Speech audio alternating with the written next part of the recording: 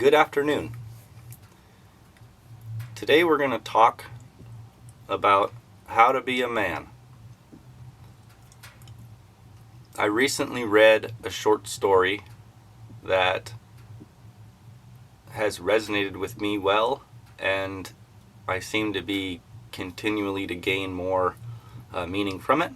So I'm going to try to tell you my version of this story, and I'm interested to hear what your takeaway is from it. So there was a great chief and a great warrior who was liked and respected by all of his tribe. He had a beautiful wife, a beautiful teepee, and his home was one of the nicer homes in the tribe. Well, the chief's wife starts to have an affair with his cousin, Takish. And one day, the chief's wife and Takish sneak away and run away from the village and take off on their own. So everyone in the village is gossiping, and the whole tribe's all worked up, and they're watching the chief, and they're thinking that what he's going to do is climb onto his horse and go kill Takish and his wife, because that was his something he could rightfully do. And they watched him day after day, and every day the chief would get up, he would attend to his teepee and his home, and he would hunt and he would fish, just like nothing had happened. And the whole tribe was kind of astounded by it. I was like, wow. So this goes on for some time, and one day the chief's wife comes back to the village, kind of dirty and bedraggled, and she goes back to the chief's teepee and enters it. So again, the whole tribe community is gossiping and all excited because they think that what's going to happen is the chief is going to have this big fight with his wife, and they're going to see the teepee flying around, and so they're all anxiously waiting for that to happen, and nothing happens. The chief goes to bed. He wakes up the next day, has his wife makes him, is cooking out in front of the teepee, makes him his meals, and he never says a single thing. Life's just going on like normal. Well, then one day, after some time has passed, Takish comes slinking back into the tribe's home and enters one of the group teepees. So, again, now the tribe is all gossiping and wondering what's going to happen, and they're watching the chief because they expect the chief to come out of his teepee and come over and kill Takish. That's what they expect to happen. And well, they all start watching, peeking out of their teepees, and what they see is the chief is having his wife work with him to prepare his horse and to prepare himself for what appears to be a big hunt. He gets all his gear together, and his wife helps him, and he gets his horse all packed up with the appearance that he's going to go on a big hunt. He's a great hunter. And everybody's watching, wondering what's going to happen. And after he has his horse all ready to go and all his gear all packed up, he comes out of the teepee. He's dressed well for his hunt. He's all prepared well, and he gets on his horse. And then he has his wife come out of the teepee, and he leads his wife across the village to the teepee that Takish is inside of. And he comes up on his horse, and he's leading his wife, and he says, "Takish, come outside. Takeesh comes out, looks all scared. And the chief says to Takeesh, he says, "Takeesh,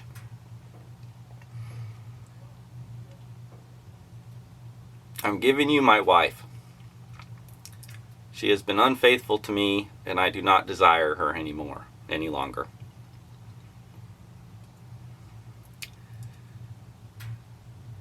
And then he says, "I'm giving you my wife because I know that you are not a man and you do not have the ability to find a wife for yourself." And then he looks back at his teepee, and the chief says, "Takeesh, I am giving you my teepee, for I know that you are not a man and that you cannot provide a home or a family for yourself." And then he says, "Because I am a man, I can find a wife, build a home, and build a nice life for myself." And he turns from Takeesh, he gets onto his horse, and he leaves the tribe. My hope is that this story can help some men who are in a position somewhat like the chief, because it's often a place where men make their biggest mistakes in their life, is when they're very upset about something like that, losing your wife or losing your family. That's what it feels like. And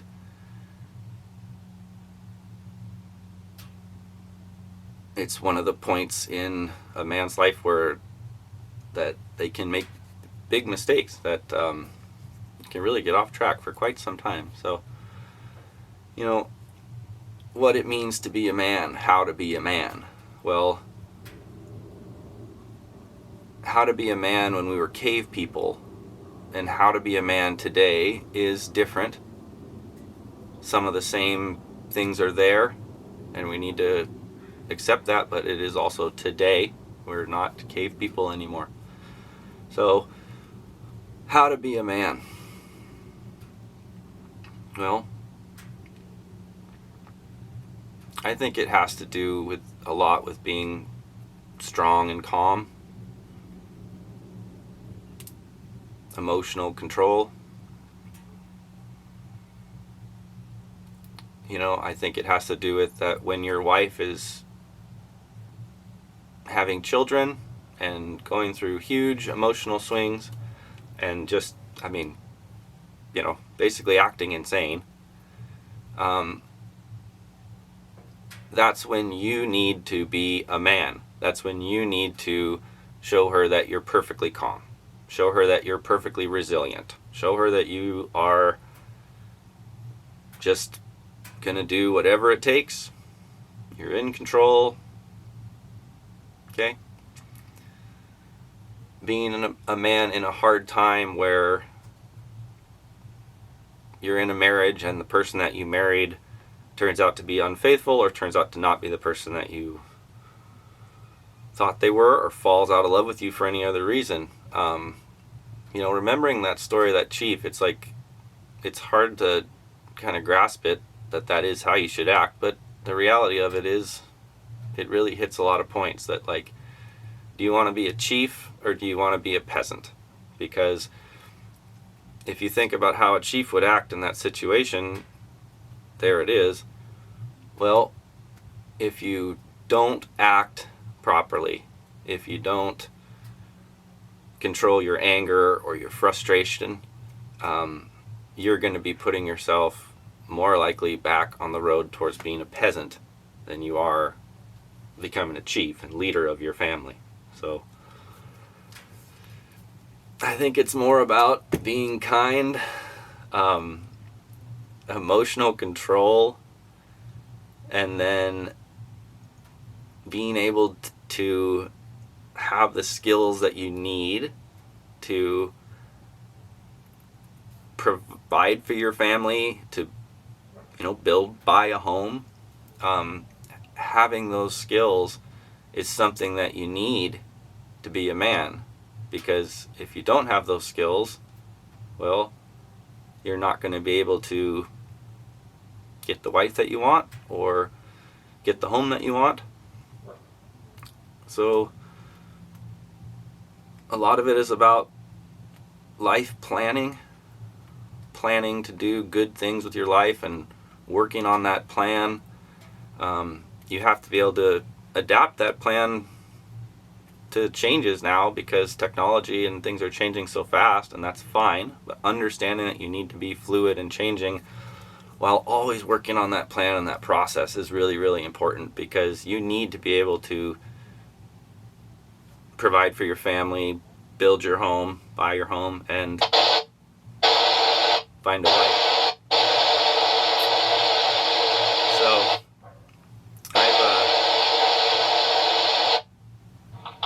So Blue Fulton departing Hawk Bay, looking for a radio check. Over.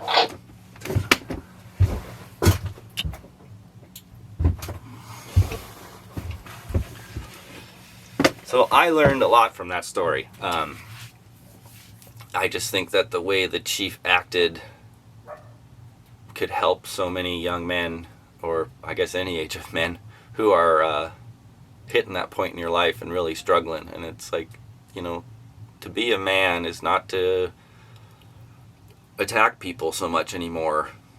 It's just not. To be a man means to be a man. It means to be a person that can be relied on. You have to have money to be relied on nowadays.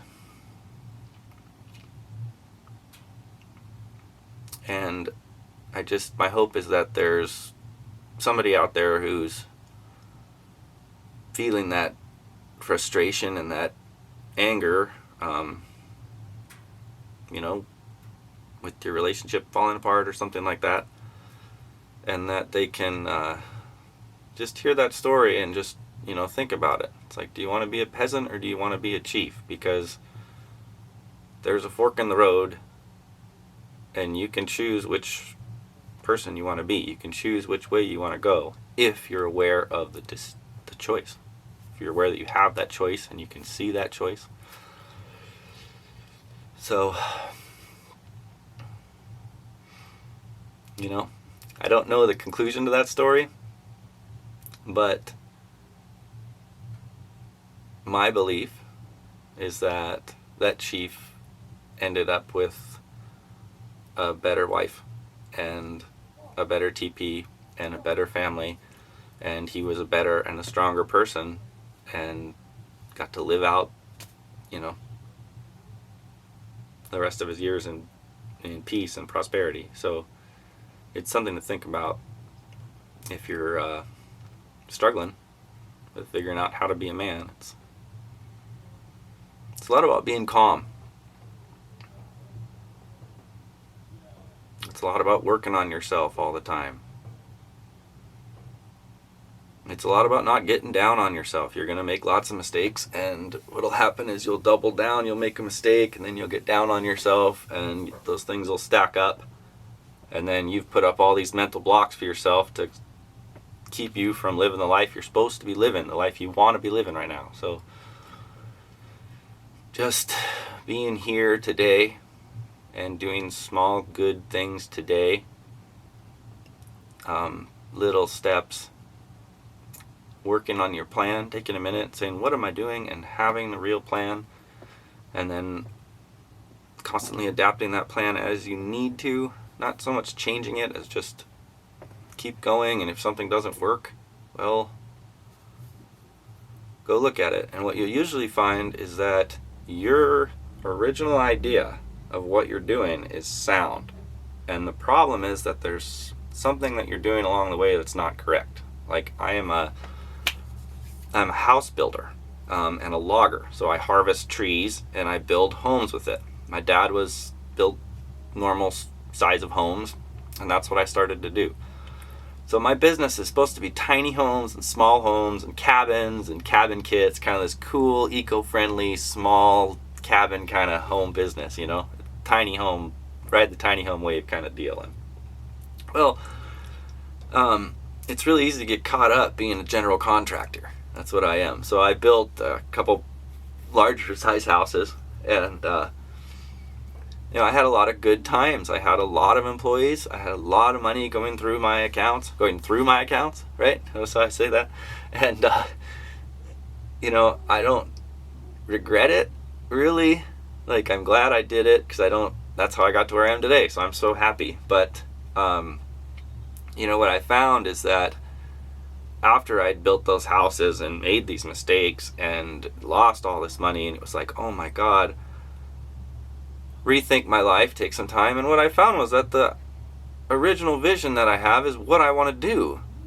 It's exactly what I wanted to do, Second Growth Homes. And the problem was, somewhere along the way, I was doing something that didn't quite follow that vision. So it wasn't that my vision was wrong, okay? It's just that I was kind of going over here. Oh, okay, come back. Oh, it's going to happen a few times throughout your life. It's okay. So stay calm. There's this guy, the Dry Creek Wrangler School, who I really, really like listening to. So I'll put a link there below. If you're struggling with stuff as a man, that's what I would listen to. That's what I consider my therapy. So yeah, stay up, stay calm. Control your anger, put it somewhere else, find somewhere to put it, and learning to be quiet by yourself instead of taking your emotions out on other people is very important. And it can be really hard, but we're all in this together. Have a great day.